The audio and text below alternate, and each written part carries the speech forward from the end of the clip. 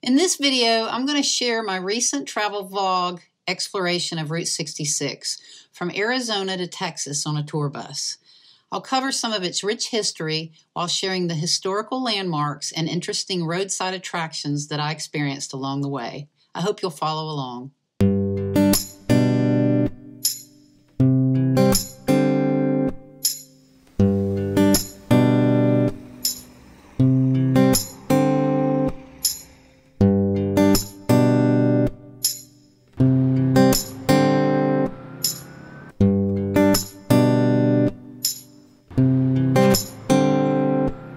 Route 66 is a ribbon of asphalt stretching 2,500 miles across 8 states.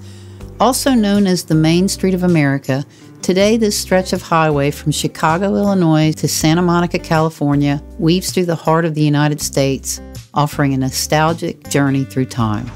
In 1926, Route 66 came to fruition, but it took 12 years to build. In 1938, it became the first completely paved national highway linking Chicago to Los Angeles. It enabled families to stop at roadside diners and quaint motor lodges while embarking on a great American road trip. The highway helped the economic growth of the country during the Great Depression Dust Bowl era. It played a significant role in providing a passage for families seeking refuge out west and enabled more than 200,000 people to migrate to California. John Steinbeck gave it one of its most popular nicknames, the Mother Road, in his Pulitzer Prize-winning 1939 novel, The Grapes of Wrath. In 1946, the song written by Bobby Troup, Get Your Kicks on Route 66, was released by Nat King Cole. Despite the popularity of Cole's song, he was not welcome in most of the restaurants and motels at that time because of his skin color. Although the stretch of highway represents freedom and adventure, for decades, black travelers used a guide known as the Green Book to know which motels, restaurants, and businesses would serve them. Postal worker Victor H. Green published the Essential Road Trip Guide from 1936 to 1964. It earned its nickname, the Bible of Travel, and helped black people avoid travel difficulties and embarrassment along this famous stretch of highway. The Green Book is a historical reminder of the segregation we often forget from our nation's past. In 1985, the poorly maintained Route 66 highway was decommissioned and replaced with Interstate 40, which runs alongside the earlier 2-lane original highway. Today, it is no longer possible to drive the entirety of the legendary Route 66. As time passes, the abandonment of businesses, the deterioration of buildings, and human vandalism is slowly causing what is left of its history to disappear. The historic route provides a window into the past and easily connects you with the stories of those who traveled along this iconic highway. On my adventure, we used Interstate 40 because the dilapidated 2-lane highway was not efficient for our tour bus. We carefully chose our exits to see preferred quirky roadside attractions and historical landmarks. Our road trip was an opportunity to disconnect from the modern world and discover a simpler time. The true magic of Route 66 lies not only in the major attractions, but also in the countless hidden gems along the way. We traveled north from Phoenix up towards Flagstaff, stopping 25 miles south of the Grand Canyon to see the Western metal artwork outside of Rocks and More. Unfortunately, the rock shop itself was closed, so we didn't stay long. Across the street stood a tall Yabba Dabba Doo sign of Fred Flintstone, which marks the entrance of the Flintstones Bedrock City, a quirky vintage pop culture roadside attraction. This historical cartoon landmark from the 70s hosts Flintstone-themed houses, dinosaurs, and vehicles spread across the 3 acres of desert landscape.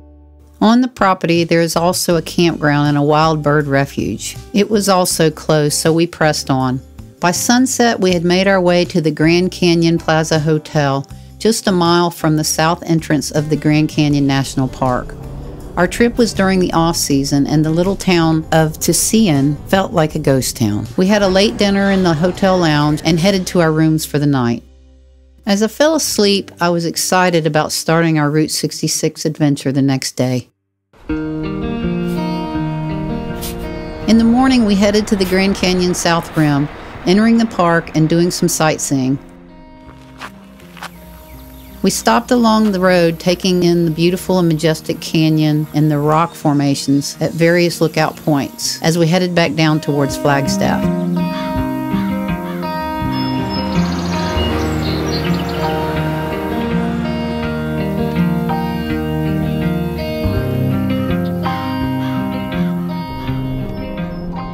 From there, we would continue on Interstate 40 alongside the original Route 66. In Flagstaff, we got off at exit 219 to check out the infamous Twin Arrows trading post, which closed in 1998. Originally named the Canyon Padre Trading Post around 1946 after the nearby gorge, it offered a diner and a store for travelers.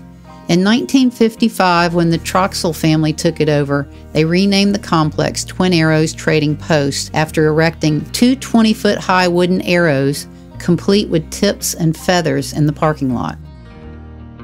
The giant arrows near the main building attracted traveling motorists with curiosity, and business flourished. After the interstate replaced the two-lane highway, business slowed down and the trading post was closed. What was once a gas station is now a graffiti-filled, dilapidated building.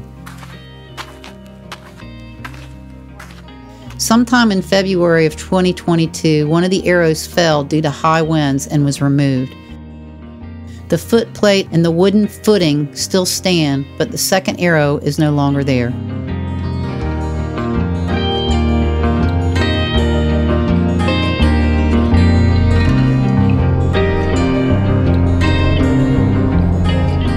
After exploring Twin Arrows, we drove about 12 miles to visit a ghost town in Canyon Diablo. Named Two Guns, this area is a fascinating and tragic roadside attraction that was once a bustling tourist pit stop from the 1940s through the 1960s.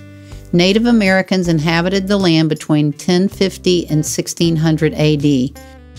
In 1878, the Navajo Indians killed the rival Apaches living there in retaliation for an earlier battle by starting a fire at the cave entrance. 42 Apaches died in that fire. The murder site today is referred to as the Apache Death Cave. In the winter of 1879, Billy the Kid supposedly hid out with his gangs and buried money that he stole in a train robbery somewhere in the canyon.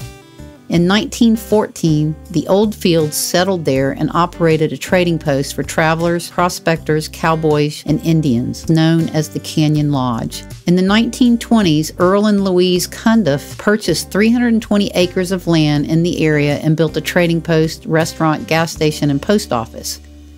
Harry E. Miller leased some of the land and renamed the area Two Guns in honor of Western silent film actor William Surrey Hart, also known as Two Gun Bill.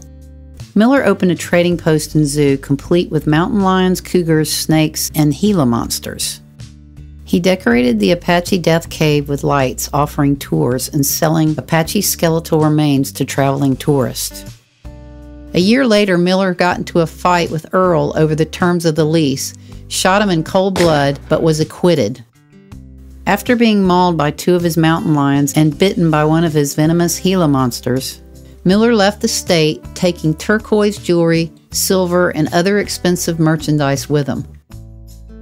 In 1971, the gas station burned down, and when tourists stopped coming, the business shut down. Today, the remains of the gas station, trading post, and a few other dilapidated buildings covered in graffiti still remain on the popular roadside stop. It is said that the area is haunted by ghosts. The old abandoned zoo entrance still reads Mountain Lions, and many of the cages out back are still intact.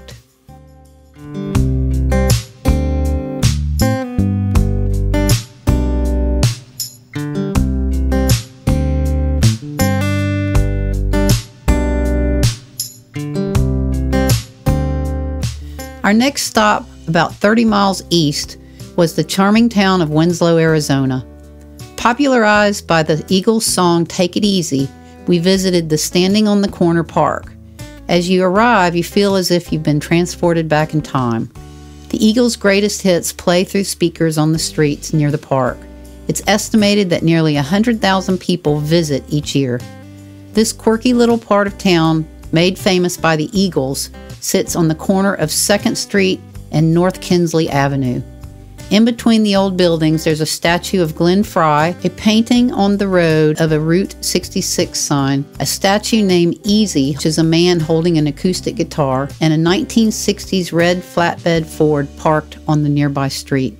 Up the road another 16 miles, we stopped at the iconic yellow sign with a big rabbit that says, "Here it is," just past Joseph City.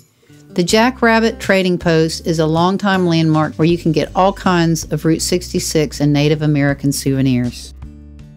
From there, we stopped in Holbrook, Arizona, 15 minutes up the interstate to visit the Keechee Cool Wigwam Motel.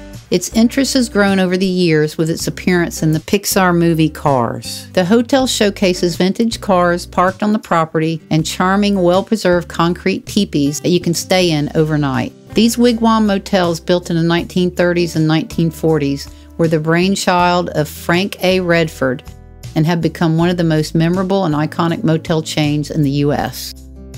We left Arizona and crossed into New Mexico. The landscape transformed into mesas and canyons with beautiful vistas. It was my first time visiting New Mexico, and I was captivated from the window of the bus. We made our way about 100 miles east, stopping in the town of Gallup right before sunset. The city is known as the Indian capital of the world because of its location in the heart of Native American lands. There were endless art shops, jewelry shops, galleries, and trading posts as we drove through the city.